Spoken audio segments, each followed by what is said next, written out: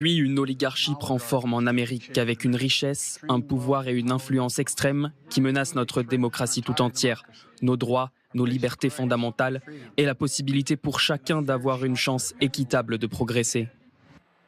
Alors, les milliardaires seront-ils au pouvoir demain? C'est déjà le cas, en tout cas, autour de Donald Trump. Regardez, ils sont 12 à eux seuls. Quand on fait le calcul, ils pèsent 474 milliards de dollars, avec en chef de file, vous l'avez évidemment reconnu à gauche, c'est Elon Musk. Dominique Busseau, vous nous disiez quelque chose d'intéressant tout à l'heure. Vous disiez que c'est vrai qu'on a une vision complètement différente, nous, en France, concernant la richesse, par rapport aux États-Unis en tout cas. Effectivement, en France, on préfère se cacher, alors qu'aux États-Unis, on s'affiche très facilement en disant voilà, j'arrive à un rendez-vous, je dis moi je pèse tant de centaines, tant de milliards de dollars. Ça n'a rien à voir. On est fiers d'être riche et d'avoir réussi aux États-Unis. Et aussi, ce qui est très intéressant, c'est qu'en France, l'échec c'est mal perçu, alors qu'aux États-Unis, l'échec c'est un passage obligé vers la réussite. Donc, on est aux antipodes des perceptions. Oui, vous voulez dire qu'on valorise beaucoup l'échec parce que ça prouve qu'on a tenté quelque chose? On a essayé, on a échoué, on a essayé, on a échoué. On peut avoir échoué 99 fois, le tout c'est de réussir la 100e fois. Je parlais récemment avec Sir Dyson, celui qui a créé l'aspirateur. Il m'avait expliqué qu'il a essayé 5126 fois avant de mettre au point son aspirateur. 5126 fois, ça a duré 10 ans. Sophie de Menton, est-ce que vous êtes d'accord avec ce qui se dit? On a une vision complètement différente, nous en France, par rapport aux États-Unis, puisqu'on parlait de cette armée de milliardaires autour de Donald Trump. C'est valorisé là-bas.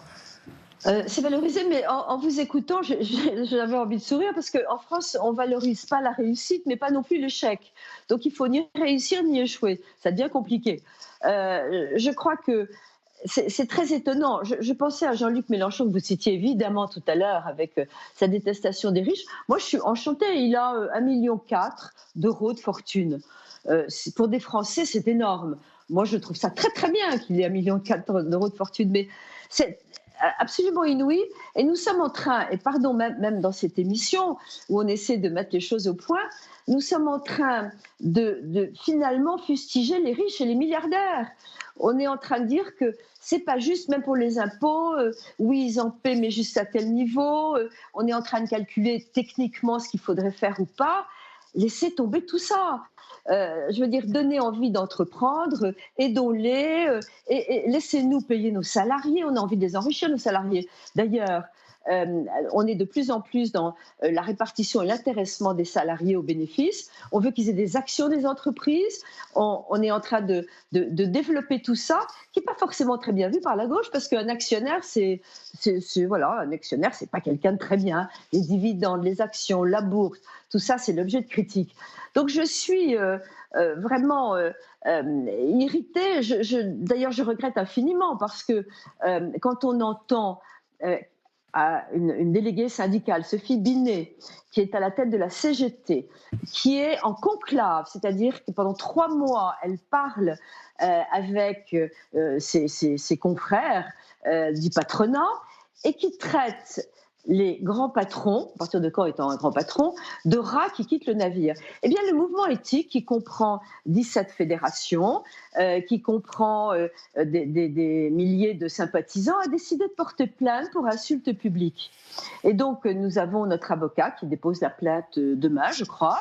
Et c'est simplement, il ne s'agit pas de demander le moindre euro, il s'agit de faire comprendre aux gens que non, on ne peut pas insulter les patrons et que c'est la meilleure façon qu'il y ait plus de pauvres et que ça n'a pas de sens d'insulter un patron, vraiment pas de sens.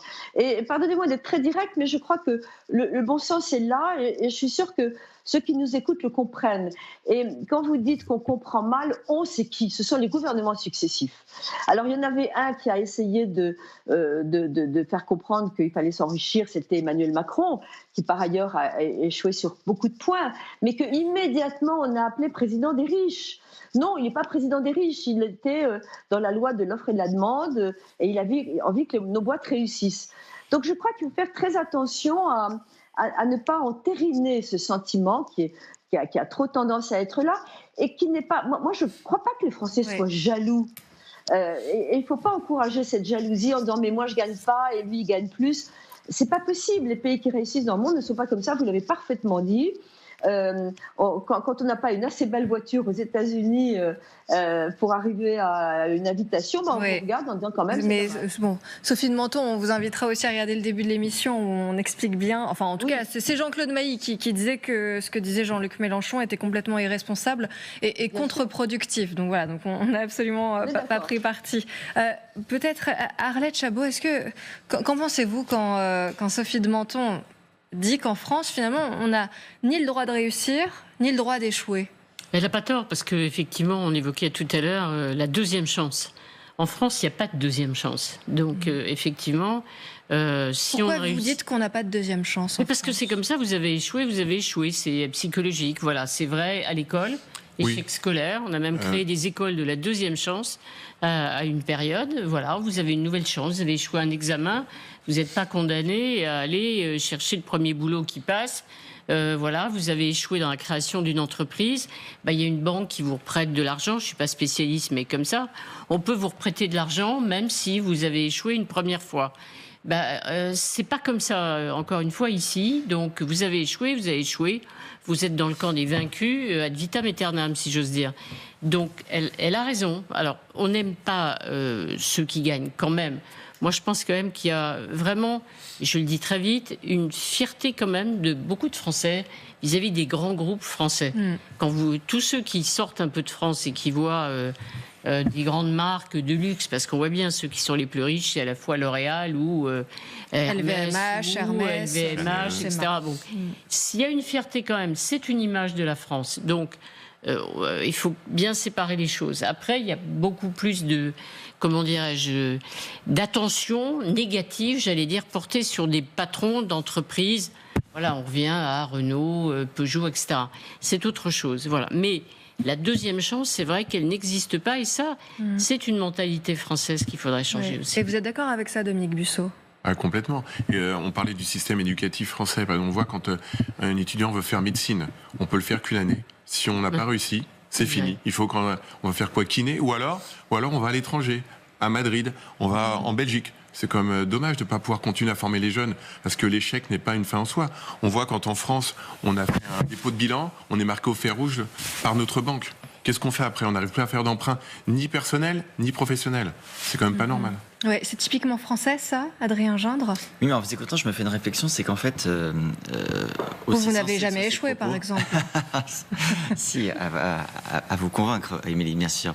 Non, plus sérieusement.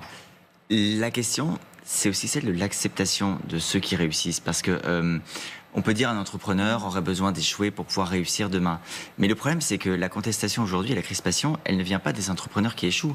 Elle vient de tous ceux qui regardent ça comme des spectateurs, comme des gens qui ne se sentent pas du tout concernés par ce monde-là, ce monde de l'entrepreneuriat, ce monde de ceux qui réussissent, qui demain créeront des entreprises. En réalité, quand Jean-Luc Mélenchon a ses propos, quand Sophie Binet a ses propos, c'est pas pour dire aux entrepreneurs qui n'ont pas le droit d'échouer, rassurez-vous, on va vous donner demain la chance de réussir pour être comme les milliardaires. C'est pour s'adresser à tous ceux qui n'auront de toute façon, à aucun moment de leur vie, la possibilité de le faire. Et je pense que c'est ça, en réalité, le problème le plus sérieux pour la suite. C'est que, de toute façon, on a aujourd'hui, même si on voulait laisser le droit d'échouer à certains, une partie de la population qui ne tente pas et qui, de toute sa vie, ne pourra pas tenter et, de toute façon, ne se sentira jamais concernée. Jérémy Gaz. Puis il y a une différence fondamentale quand même entre la société française et la société américaine. C'est, vous disiez tout à l'heure qu'effectivement les Français sont contents de voir le succès de ces marques. Donc effectivement, les milliardaires, c'est très difficile de s'identifier à eux. Mais par contre, toutes ces marques qui sont partie de la culture française, ça pour le coup on arrive à s'y identifier. Les milliardaires américains aujourd'hui qui sont au pouvoir, dont vous avez parlé, je me demande, est-ce qu'ils sont arrivés au pouvoir à cause de leurs milliards ou est-ce qu'ils sont arrivés au pouvoir parce qu'ils incarnent quelque chose politiquement?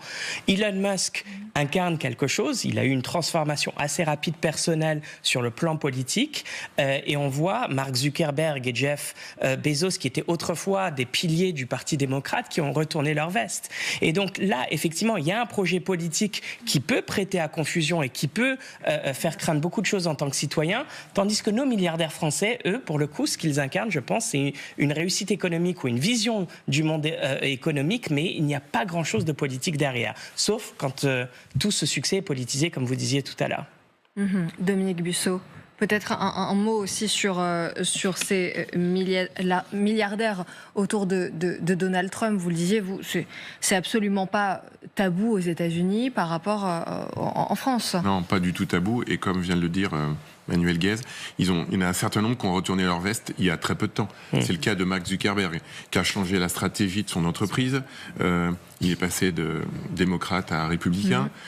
Jeff Bezos également, il est très fort derrière Donald Trump.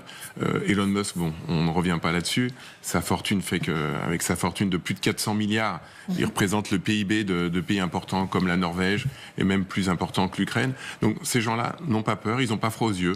On peut se tromper, on peut être à gauche, on peut être à droite, on y va, on se pose aucune question.